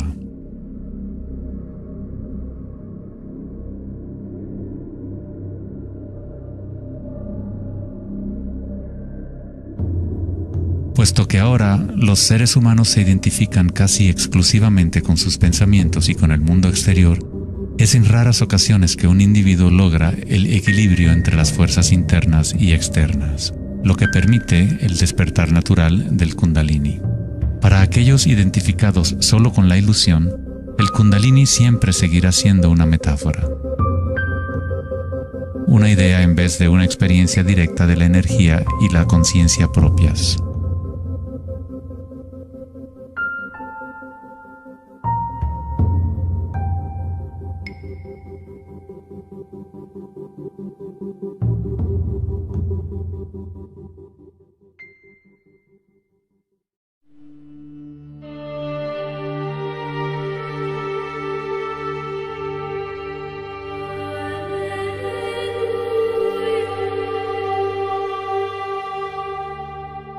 La vida, la libertad y la búsqueda de la felicidad.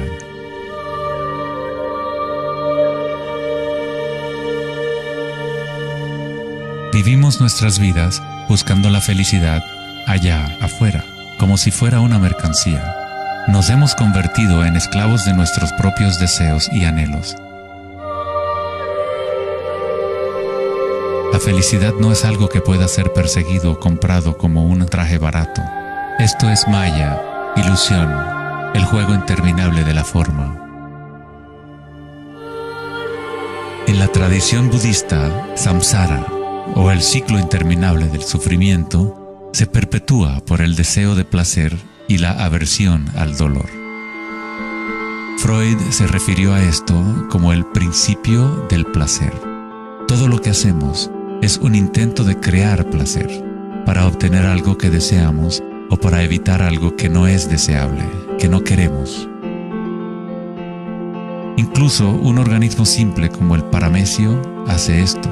Esto se llama respuesta al estímulo. A diferencia de un paramecio, los humanos tenemos más posibilidades de elección. Somos libres para pensar, y ahí radica el problema. Es pensar en lo que deseamos, lo que se ha salido de control.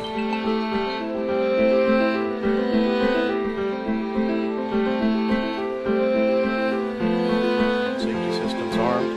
10, 9, 8, 7, 6, 5, 4, 3, 2, 1, 0, and liftoff of Endeavour, going where east and west do meet at the International Space Station.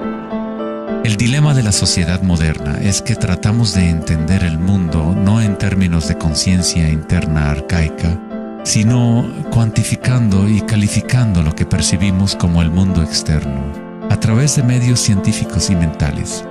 Pensar solo ha llevado a pensar más y a formular más preguntas.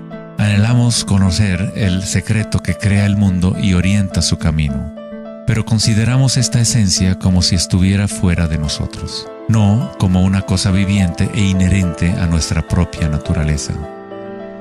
Fue el famoso psiquiatra Carl Jung quien dijo: aquel que mira hacia afuera sueña, aquel que mira hacia adentro despierta. No tiene nada de malo desear estar despierto, ser feliz. Lo que está mal es buscar la felicidad fuera cuando solo se puede encontrar en nuestro interior.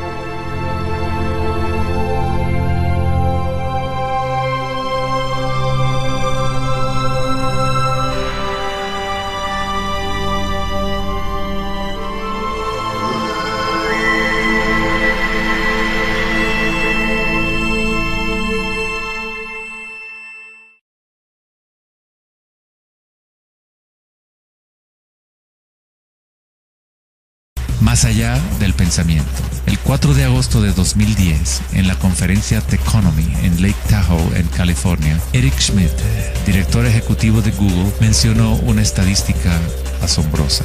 Cada 2 días creamos la misma cantidad de información que hemos creado desde los albores de la civilización hasta el año 2003. Es algo así como 5 exabytes de datos. Nunca en la historia de la humanidad hemos usado tanto la mente y nunca había habido tanta confusión en el planeta. ¿Podría ser que cada vez que pensamos en una solución a un problema, creamos 2 problemas más? ¿De qué sirve pensar tanto si no conduce a una mayor felicidad? ¿Somos más felices? ¿Más ecuánimes? ¿Más alegres como resultado de tanto pensar? O quizás nos aísla, nos desconecta de una experiencia más profunda y más significativa de la vida.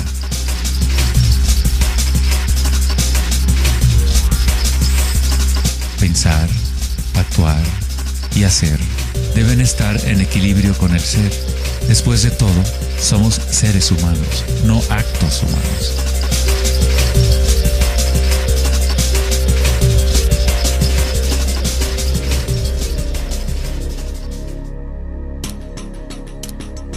Queremos un cambio y queremos estabilidad al mismo tiempo. Nuestros corazones se han desconectado de la espiral de la vida, de la ley del cambio, mientras nuestras mentes pensantes nos conducen hacia la estabilidad, la seguridad y la pacificación de los sentidos. Con una fascinación morbosa, observamos asesinatos, tsunamis, terremotos y guerras. Constantemente tratamos de ocupar nuestra mente, llenándola de información. Programas de televisión transmitiendo de cada dispositivo imaginable, juegos y rompecabezas, mensajes de texto y todas las trivialidades posibles. Nos dejamos fascinar con la corriente infinita de nuevas imágenes, nuevas informaciones, nuevas formas de provocar y pacificar nuestros sentidos. los momentos de reflexión interior, nuestro corazón nos dirá que hay algo más en la vida que nuestra realidad actual, que vivimos en un mundo de espíritus hambrientos, siempre anhelando más y nunca satisfechos.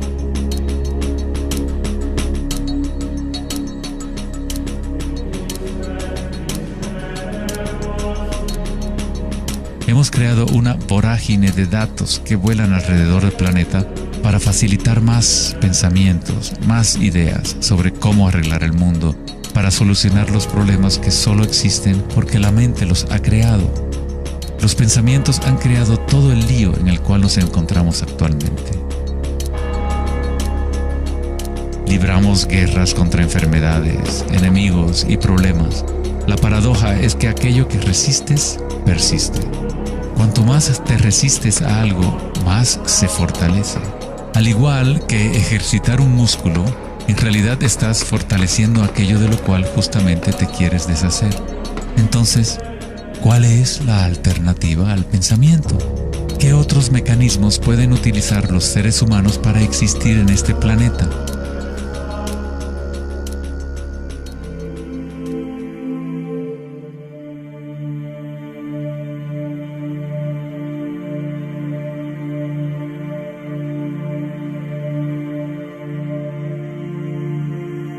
Mientras que la cultura occidental en los últimos siglos se ha centrado en la exploración de lo físico mediante el uso del pensamiento y el análisis, otras culturas antiguas han desarrollado tecnologías igualmente sofisticadas para explorar el espacio interior. Es la pérdida de nuestra conexión con nuestro mundo interior lo que ha creado un desequilibrio en nuestro planeta. El antiguo inquilino, «Conócete a ti mismo», ha sido reemplazado por el deseo de experimentar en el mundo externo de la forma. Responder a la pregunta ¿quién soy? No es simplemente una cuestión de describir lo que está en tu tarjeta de presentación. En el budismo, no eres el contenido de tu conciencia. No eres apenas una colección de pensamientos o ideas, porque detrás de los pensamientos está aquel que está siendo testigo de los pensamientos.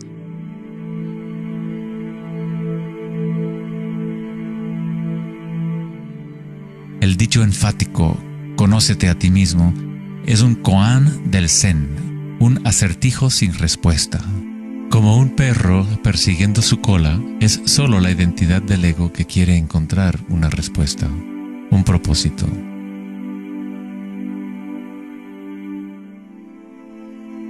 La verdad de lo que eres no necesita una respuesta, pues todas las preguntas fueron creadas por la mente egoica. No eres tu mente.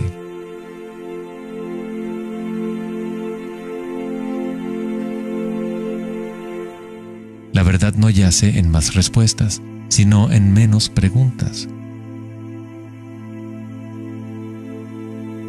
Como dijo Joseph Campbell, no creo que la gente esté buscando el significado de la vida, más bien buscan la experiencia de estar vivos.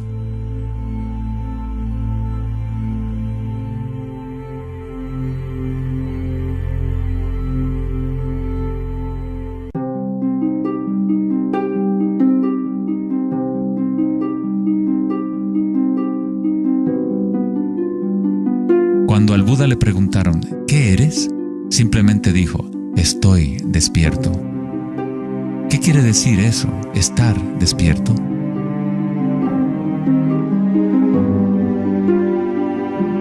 El Buda no dice exactamente qué es, porque el florecimiento de cada vida individual es diferente, pero sí dice algo, es el fin del sufrimiento.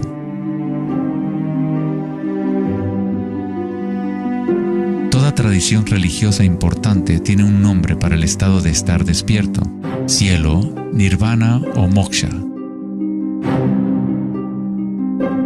Una mente en calma es todo lo que hace falta para comprender la naturaleza de la corriente. Todo lo demás ocurrirá una vez que tu mente esté en calma. En esta quietud, las energías internas despiertan y funcionan sin esfuerzo de tu parte. Como dicen los taoístas, el chi sigue a la conciencia. Al permanecer en calma, uno empieza a escuchar la sabiduría de las plantas y los animales, los quietos susurros de los sueños, y se aprende el sutil mecanismo por el cual los sueños se manifiestan en forma material. En el Tao Te Ching, este tipo de vida se llama Wei Wu Wei, hacer, no hacer. El Buda habló del camino intermedio como el sendero que conduce a la iluminación. Aristóteles escribió el justo medio, el punto medio entre dos extremos, como un sendero de belleza, sin demasiado esfuerzo ni tampoco muy poco. Yin y Yang en equilibrio perfecto.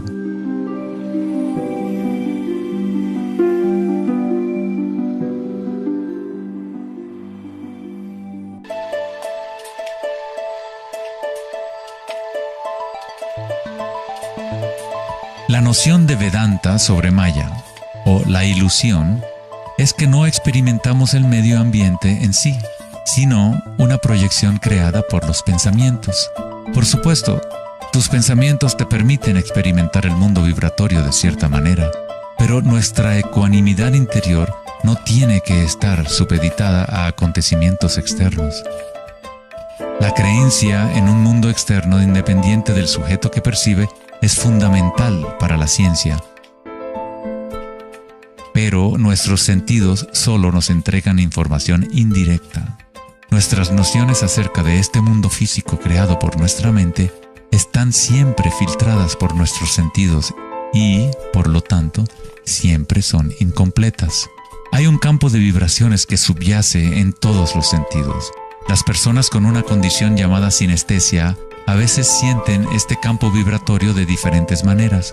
Los sinestésicos pueden ver los sonidos como colores o formas, o las cualidades asociadas de un sentido hacia otro. La sinestesia se refiere a una síntesis o amalgama de los sentidos.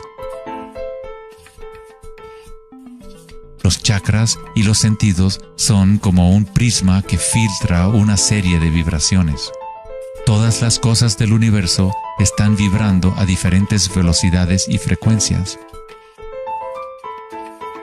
El ojo de Horus se compone de 6 símbolos. Cada uno representa uno de los sentidos. Al igual que el sistema védico antiguo, el pensamiento se considera un sentido.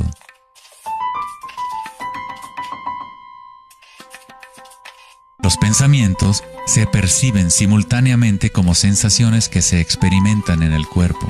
Surgen de la misma fuente vibratoria.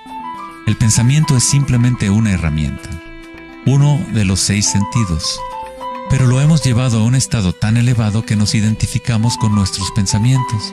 El hecho de que no identificamos el pensamiento como uno de los 6 sentidos es muy significativo.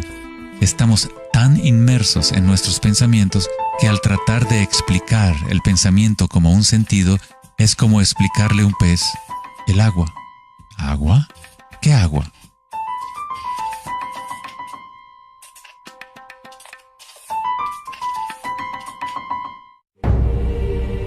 En las Upanishads se dice, no lo que el ojo puede ver, sino mediante lo cual puede ver el ojo. Toma conciencia de eso para ser Brahma, el Eterno, y no lo que la gente aquí adora. No lo que el oído puede escuchar, sino mediante lo cual puede escuchar el oído. Toma conciencia de eso para ser Brahma, el Eterno, y no lo que la gente aquí adora.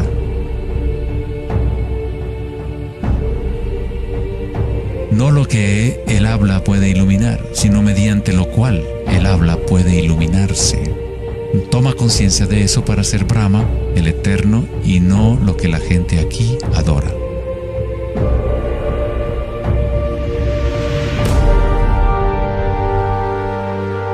No lo que la mente puede pensar, sino por lo cual la mente puede pensar. Toma conciencia de eso para ser Brahma, el Eterno, y no lo que la gente aquí adora.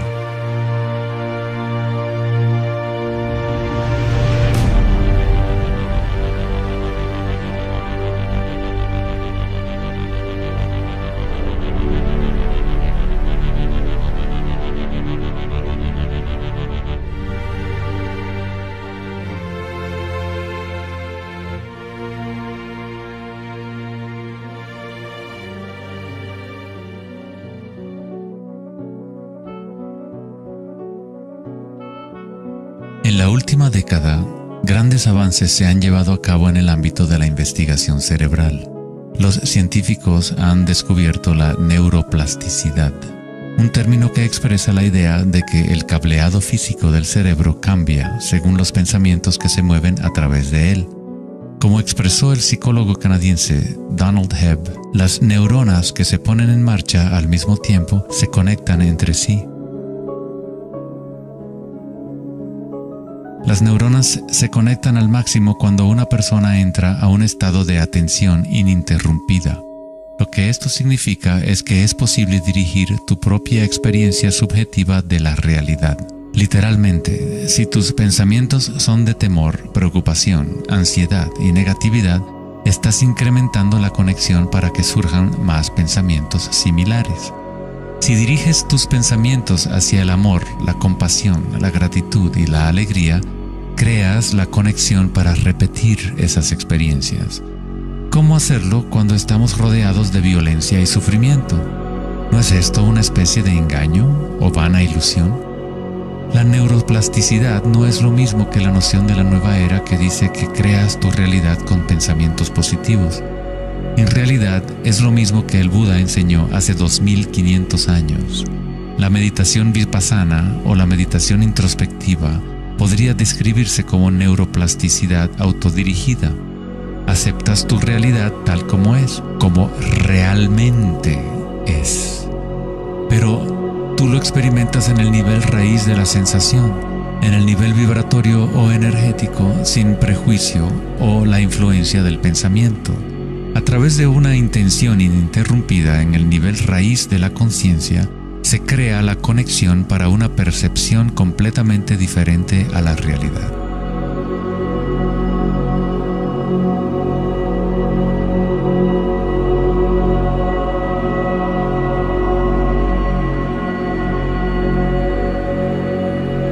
La mayor parte del tiempo lo entendemos al revés. Estamos permitiendo constantemente que las ideas sobre el mundo exterior conformen nuestras redes neuronales, pero nuestra ecuanimidad interior no tiene que estar supeditada a acontecimientos externos. Las circunstancias no importan, solo mi estado de conciencia importa. Meditación en sánscrito significa estar libre de cualquier tipo de medición o evaluación, libre de toda comparación, de todo devenir. No estás tratando de convertirte en algo más, estás de acuerdo con lo que es. La forma de superar el sufrimiento del reino físico es aceptándolo por completo, decirle que sí a todo para que se convierta en parte tuya en vez de tú ser parte de eso.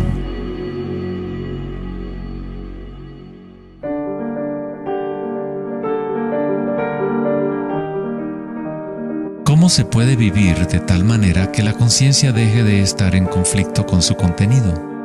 ¿Cómo puede uno vaciar el corazón de las ambiciones mezquinas? Debe haber una revolución total en la conciencia, un cambio radical en la orientación del mundo exterior al interior. No es una revolución provocada solo por la voluntad o el esfuerzo, sino también por la entrega total, la aceptación de la realidad tal como es. Solamente desde el corazón podemos tocar el cielo. Rumi. La imagen del corazón abierto de Cristo transmite de forma poderosa la idea de que uno debe abrirse al dolor. Uno debe aceptar todo si desea permanecer abierto a la fuente de la evolución. Esto no significa que te conviertes en un masoquista. No buscas dolor, pero cuando el dolor viene, lo cual inevitablemente ocurre, simplemente aceptas la realidad tal como es en lugar de anhelar otra realidad. Los hawaianos han creído durante mucho tiempo que es a través del corazón que aprendemos la verdad. El corazón tiene su propia inteligencia, tan obvia como la del cerebro. Los egipcios creían que el corazón, y no el cerebro, era la fuente de la sabiduría humana. El corazón era considerado el centro del alma y la personalidad. Era a través del corazón que se expresaba la divinidad, impartiendo conocimientos a los antiguos egipcios sobre su verdadero camino. Este papiro representa la medición del peso del corazón. Era considerado algo bueno pasar la vida después de la muerte con un corazón liviano. Eso significaba que habías tenido una buena vida. Una etapa universal o arquetípica que experimentan las personas en el proceso del despertar del centro del corazón es la experiencia de la energía personal como la energía universal.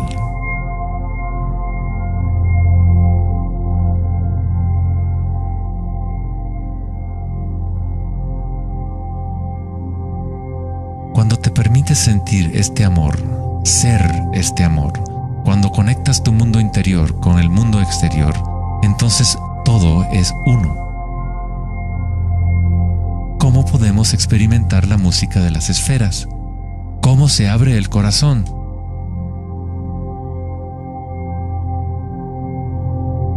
Sri Ramana Maharshi dijo: Dios habita en ti, como tú, y no tienes que hacer nada para ser consciente de Dios o de ti mismo. Ya es tu estado verdadero y natural. Solo abandona toda búsqueda, dirige tu atención hacia adentro y sacrifica tu mente al único ser irradiando en el corazón de tu propio ser. Para que esto sea tu experiencia que vives en el presente, el autoconocimiento es el único camino directo e inmediato.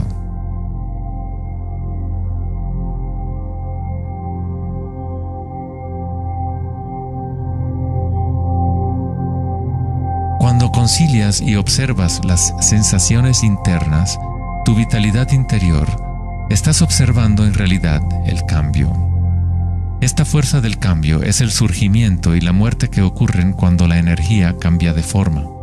El grado en que una persona ha evolucionado o alcanzado la iluminación es el grado en que uno ha adquirido la capacidad de adaptarse a cada momento o a transmutar la corriente de circunstancias humanas, siempre cambiantes, el dolor y el placer en gozo.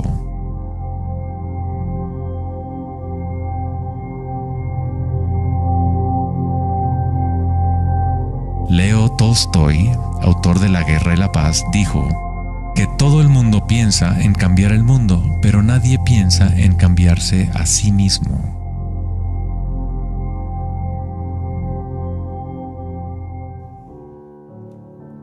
Darwin dijo que la característica más importante para la supervivencia de la especie no es la fuerza o la inteligencia, sino la capacidad de adaptación a los cambios.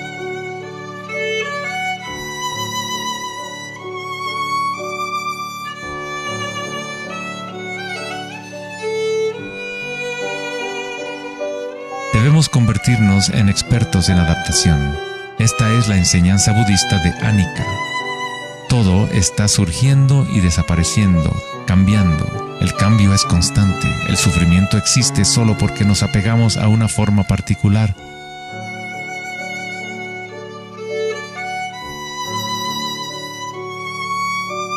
Cuando te conectas a la parte tuya que observa, con la comprensión de Anicca, el gozo surge en el corazón.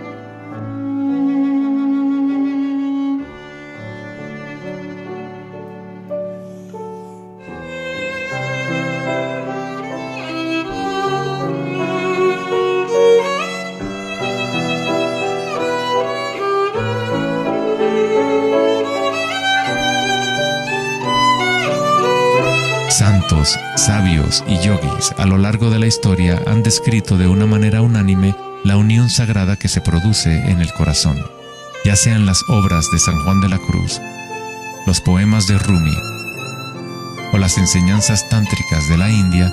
Todas estas enseñanzas diferentes tratan de expresar el misterio sutil del corazón.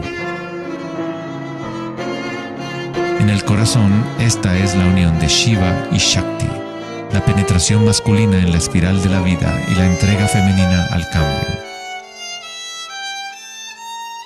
Atestiguar y aceptar de forma incondicional todo lo que es. Con el fin de abrir tu corazón, debes abrirte a los cambios. Vivir en el mundo aparentemente sólido, danzar con él, comprometerte con él, vivir en plenitud, amar por completo, pero sabiendo que es transitorio y que, en última instancia, todas las formas se disuelven y cambian. El gozo es la energía que responde a la calma. Surge al vaciar la conciencia de todo contenido. El contenido de esta energía de gozo, producto de la calma, es la conciencia. Una nueva conciencia del corazón. Una conciencia conectada a todo lo que es.